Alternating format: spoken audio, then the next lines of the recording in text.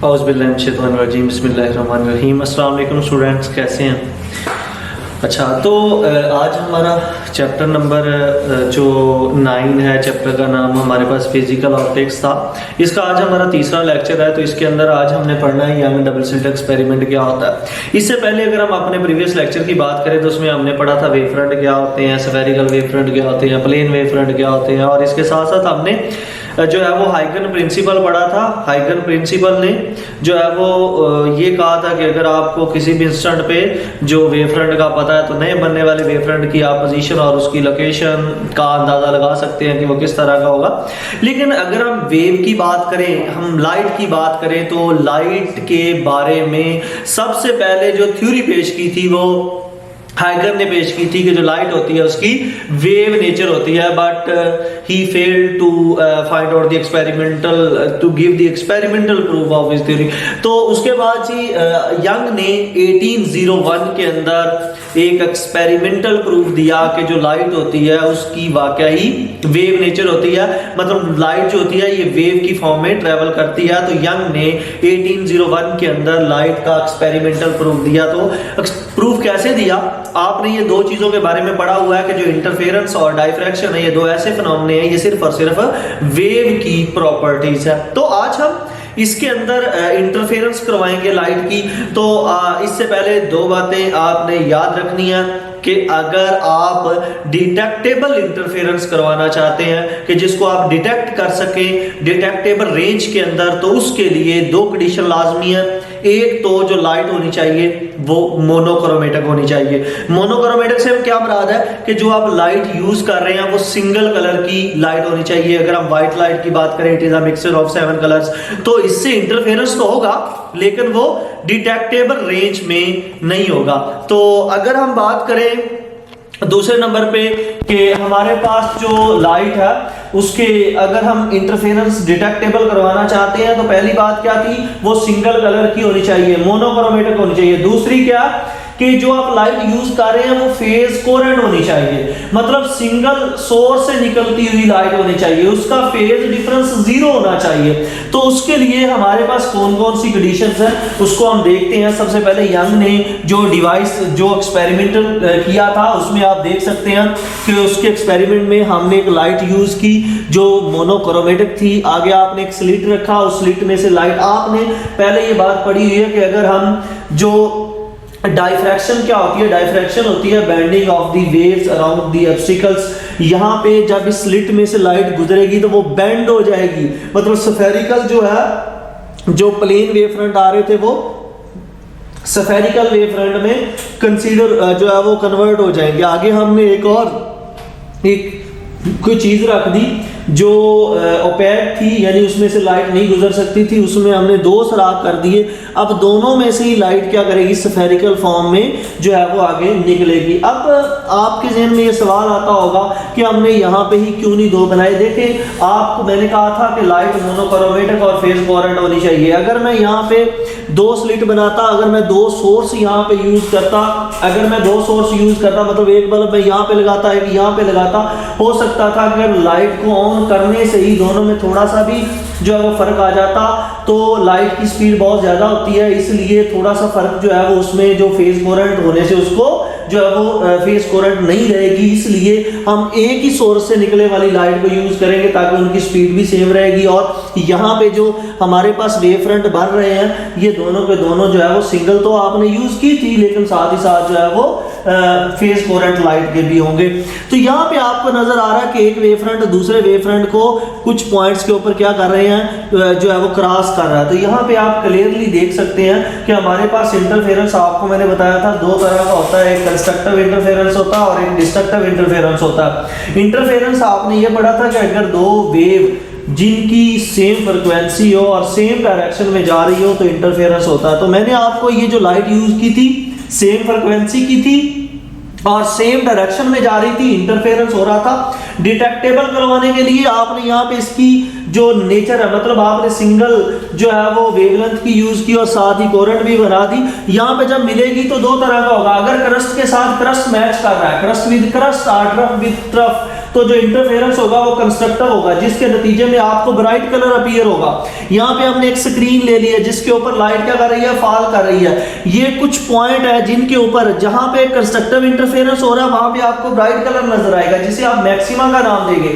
जहां पे आपका डिस्ट्रक्टिव इंटरफेरेंस ये लाइट करेगी वहां पे आपको डार्क कलर अपीयर होगा, जिसे आप डिस्ट्रक्टिव इंटरफेरेंस का नाम देंगे। तो कंस्ट्रक्टिव इंटरफेरेंस कह लें या इसको मैक्सिमा कह लें या इसको ब्राइट फ्रिंज कह लें, बात एक ही है कि यहाँ पे ये जो पॉइंट जिनको मैंने मैक्सिमा का नाम दिया वहां पे कंस्ट्रक्टिव इंटरफेरेंस हो रहा, जिन पॉइंट को मैंने मिनिमा का नाम दिया वहां पे डिस्ट्रक्टिव इंटरफेरेंस होगा। अगर मैं इसी की रे डायग्राम बनाना चाहूं, ये दो स्लिट थे, मैंने ये दो स्लिट बना लिए, मैंने कहा इन दोनों के दरमियान जो सेपरेशन है दैट विल बी डी। दो एस, इस स्लिट को मैं S1 कह देता हूं, इस स्लिट को S2 कह देता हूं, दोनों के दरमियान सेपरेशन D है, इसको पॉइंट A और इसको पॉइंट B का नाम देता हूं। ये सामने स्क्रीन थी, इसके ऊपर लाइट पड़ रही थी। देखिए ये जो हमारे पास स्लिट है ये यहां से भी लाइट जा रही है और इस स्लिट से भी यहां पे जा रही है। आप देख रहे हैं कि अगर यहां से लाइट यहां जा रही है और ये लाइट यहां से यहां जा रही है, दूसरी स्लिट 2 से निकलने वाली लाइट को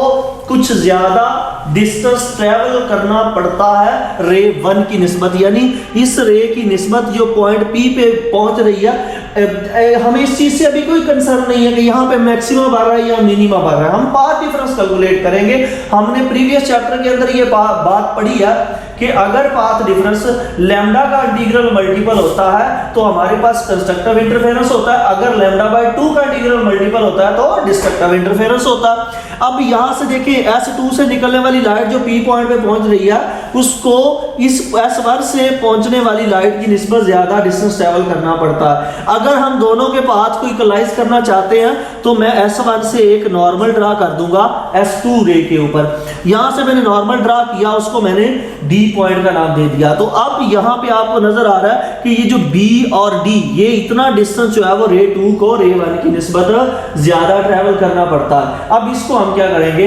कैलकुलेट कर लेंगे कि पाथ डिफरेंस कितना होता है। तो अब यहां पे आपको क्लियरली नजर आ रहा है कि हमारे पास अगर मैं साइन ऑफ थीटा की ट्रिग्नोमेट्री लगाऊं, जो साइन थीटा होता है ये परपेंडिकुलर और हाइपोटेन्यूस होता है। अब यहाँ पे हमारे पास परपेंडिकुलर क्या होता है, यहाँ पे मैंने जो है वो ट्राइंगल अगर इसको कंसीडर कर लूं, कौन सी BAD, अगर मैं इस ट्राइंगल इसको कंसीडर कर लूं तो जो हमारे पास थीटा के सामने होता है वो परपेंडिकुलर होता है। तो परपेंडिकुलर मेरे पास क्या BD और हाइपोटेनियस। अब हाइपोटेनियस आपके ज़हन में आएगा कि ये है, तो ये आपको नजर आ रहा है कि ये इसके ऊपर जो हमारे पास परपेंडिकुलर के ऊपर ये नॉर्मल है, तो हमारे पास हाइपोटेनियस कभी भी नॉर्मल नहीं हो सकता, उसका कभी भी एंगल 90 डिग्री का नहीं हो सकता। तो फिर हमारे पास हाइपोटेनियस क्या है, AB, that will be equal to D। तो ये हमारे पास क्या आ गया AB, तो ये मेरे पास BD ओवर AB किसके इक्वल था जी, ये हमारे पास D के इक्वल है। अगर मैं D को इधर ले आऊं तो ये D sine of theta will be equal to B into D। अब ये हमारे पास BD इक्वल टू, इसको मैं यूं भी लिख सकता हूं D साइन ऑफ थीटा। तो स्टूडेंट यहां पे आपको ये बात जो है वो क्लियरली पता चल गई कि ये हमारे पास BD क्या है, ये मैंने आपको शुरू में बता दिया था, ये पाथ डिफरेंस है। तो अब पाथ डिफरेंस दो तरह का होता है, अगर ये कंस्ट्रक्टिव भी हो सकता है और ये डिस्ट्रक्टिव भी हो सकता है। तो कंस्ट्रक्टिव कब होता है, तो यहां पे आप लिख लें फॉर ब्राइट फ्रिंज या फॉर कंस्ट्रक्टिव इंटरफेरेंस। अगर मैं कंस्ट्रक्टिव इंटरफेरेंस की बात करूंगा तो उसके लिए स्टूडेंट जो पाथ डिफरेंस होता है वो आपको पता है वो लैम्डा का इंटीग्रल मल्टीपल होता है। अब ये भी आपने जो निकाला ये भी क्या हमारे पास, ये भी पाथ डिफरेंस है, ठीक है, और ये भी पाथ डिफरेंस है। अगर कंस्ट्रक्टिव इंटरफेरेंस हो रहा है मतलब अगर आपको मैक्सिमम मिल रहा है तो पाथ डिफरेंस किसका मल्टीपल होगा, m लैम्डा का, यानी लैम्डा का इंटीग्रल मल्टीपल। तो इसकी जगह पे ये पुट कर दें तो हमारे पास m lambda will be equal to D sine of theta. ले जी ये हमारे पास कंडीशन आ गई, अगर यहाँ पे मैक्सिमा बढ़ रहा है तो उसके लिए पाथ डिफरेंस इतना होगा। तो अब यहाँ पे नेक्स्ट हमारे पास क्या, for destructive interference.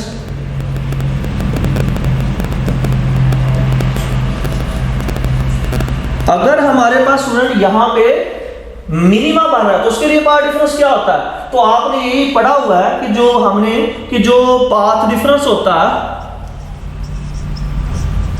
Constructive interference के लिए वो आपके पास आपने पढ़ा था m+2m+1 इंटू लैम्डा बाय 2 कि वो लैम्डा बाय 2 का इंटीग्रल मल्टीपल होता है। ये 2m+1 लिखने की क्या जरूरत थी, ताकि लैम्डा बाय 2 कभी भी कैंसिल ना हो, पार्ट डिफरेंस हमेशा लैम्डा बाय 2 का मल्टीपल रहे। अगर इसकी जगह में 1 से लेकर n तक जितनी मर्जी वैल्यू पुट कर देंगे तो ये हमारे पास वैल्यू हमेशा ऑड रहेगी। अब ये भी पार्ट डिफरेंस और ये भी, इन दोनों को आप इकट्ठा लिखना चाहें तो 2m+1 into lambda by 2 is equal to d sine of theta. तो बुक के अकॉर्डिंग थोड़ा सा इसको रीअरेंज कर लें, 1/2 अंदर मल्टीप्लाई कर दें तो ये 2m/2 plus 1/2 into lambda is equal to d sine of theta. ये 2 से 2 कैंसिल, तो बुक में ये लिखा हुआ है कि 1/2 m plus 1/2 into lambda d sine of theta. ये पार्ट डिफरेंस है, ठीक है। अब अगर मैं ये जो है वो निकालना चाहता हूं कि इसका जो मैक्सिमा बन रहा है, ये जो हमारे पास मैक्सिमा या मिनिमा यहाँ पे बन रहे हैं, ये स्क्रीन से यानी कि ये कितने डिस्टेंस पे बन रहे हैं, ठीक है। ये सेंटर से, इसको हम y का नाम दे देते हैं कि ये जो पहला मैक्सिमा बनेगा तो वो जो हमारे पास दरमियान से या सेंटर से कितना दूर बनेगा, जो मिनिमा बनेगा वो कितना दूर बनेगा। अगर हम ये निकालना चाहते हैं तो कैसे निकालेंगे, तो सबसे पहले फॉर मैक्सिमा, तो मैक्सिमा के लिए अगर आप जो है वो डिस्टेंस निकालना चाहते हैं तो कितना होगा, तो सबसे पहले देखें, अगर मैं tan थीटा की ट्रिग्नोमेट्री लेना चाहूं कि जो tan ऑफ थीटा होता है ये परपेंडिकुलर अवर बेस होता है, तो अगर मैं इस ट्राइंगल को कंसीडर करूं, ये ट्राइंगल, ये देखें हमारे पास ये जो ट्राइंगल है, अगर मैं ये एंगल थीटा ले लूं तो इस ट्राइंगल को कंसीडर करूं तो ये परपेंडिकुलर आपके पास OP और बेस हमारे पास क्या है OC, तो ये मेरे पास क्या आ जाएगा OP ओवर OC। तो स्टूडेंट आपको पता है OP y है और OC क्या है L है, तो tan of theta will be equal to y over L, okay. अब आपने ये बात याद रखनी है यहां पे कि व्हेन थीटा इज स्मॉल, कि जब थीटा स्मॉल होता है तो जो tan ऑफ थीटा होता है ये अप्रॉक्सीमेटली इज इक्वल टू क्या आ जाता है साइन ऑफ थीटा। तो इसका मतलब इसकी जगह पे फिर मैं क्या लिख दूं कि sine theta is equal to y over L, okay. अब मैक्सिमा कितनी दूर बनेगा और मिनिमा कितनी दूर बनेगा, तो मैक्सिमा के लिए अगर आप निकालना चाहें, अगर आप मैक्सिमा के लिए निकालना चाहें तो मैक्सिमा हमारे पास किसके इक्वल था, ये देखिए m lambda is equal to d sine of theta. तो ये साइन थीटा की जगह पे ये वैल्यू अगर आप पुट कर दें m लैम्डा इंटू d, ये किसके इक्वल है y ओवर l के, तो ये y आपने निकालना है, ये आपने कहा था जो सेपरेशन होता है that will be equal to y। अब ये इधर आके मल्टीप्लाई हो जाएगा m lambda l over d is equal to y। लें जी, ये आपने सेपरेशन निकाल लिया। अब इसी तरह आप जो है वो मिनिमा के लिए निकाल सकते हैं, ठीक है। अगर आपने मिनिमा के लिए निकालना है तो मिनिमा के लिए पार्ट डिफरेंस आपके पास क्या था, m into 1/2 into lambda is equal to d sine of theta. तो साइन थीटा की वैल्यू कितनी है, y ओवर l पुट कर दे, m plus 1/2 into lambda is equal to d into y over l। अब ये वैल्यू पुट कर दे तो ये आ जाएगा m प्लस 1/2, ये लैम्डा से आके l multiply lambda l over d into y। ले जी, ये हमारे पास मिनिमा के लिए सेपरेशन निकला। तो अगर आपने ये फाइंड करना है कि मिनिमा रीजन से कितने डिस्टेंस पे बनेगा तो आप इस फार्मूला की मदद से फाइंड आउट कर सकते हैं। अगर आप ये फाइंड करना चाहते हैं कि जो फर्स्ट मैक्सिमा बनेगा वो कितनी दूर बनेगा तो वो आप इस फार्मूला की मदद से फाइंड आउट कर सकते हैं। अब आपको ये भी क्वेश्चन आ सकता है कि दो कंसेक्टिव मैक्सिमा और दो कंसेक्टिव मिनिमा के दरमियान में कितना डिफरेंस है। अगर आपने ये कैलकुलेट करना है तो आप कैसे कैलकुलेट कर सकते हैं, तो यहां पे आप लिख लें, तो डिस्टेंस बिटवीन टू कंसेक्टिव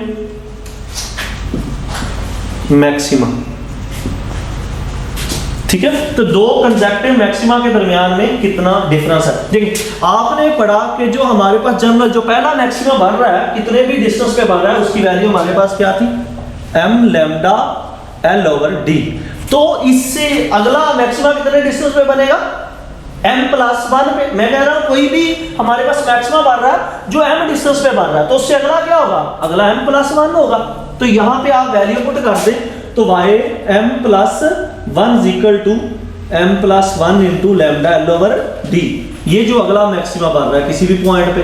अच्छा अब आपने दो के दरमियान में डिस्टेंस निकालना है तो जो हमारे पास m+1 है उससे प्रीवियस क्या कर देंगे, सबट्रैक्ट कर देंगे। तो हमारे पास इस इक्वेशन को 1 का नाम दे दें, इसको 2 का। तो इसमें से पहली ये हमारे पास m+1 minus y m equal to ये हमारे पास m+1 into lambda l by d minus उसमें से ये निकाल दिया m lambda l by d। अब इस ब्रैकेट को खोल दें आप तो हमारे पास इसको मैंने ओपन किया तो y m plus y minus y m equal to इसको ओपन किया m lambda l by d plus क्या आ गया जी lambda l by d minus m lambda l by d। ले जी ये लैम्डा l बाय d से ये lambda l by d cancel तो ये ym के साथ ym कैंसिल तो इसको मैं डेल्टा y लिख लेता हूं तो जो ये आ गया लैम्डा l बाय d। ले जी दो कंसेक्टिव ब्राइट फ्रिंग्स के दरमियान में जो डिस्टेंस है वो कितना है, लैम्डा l बाय d।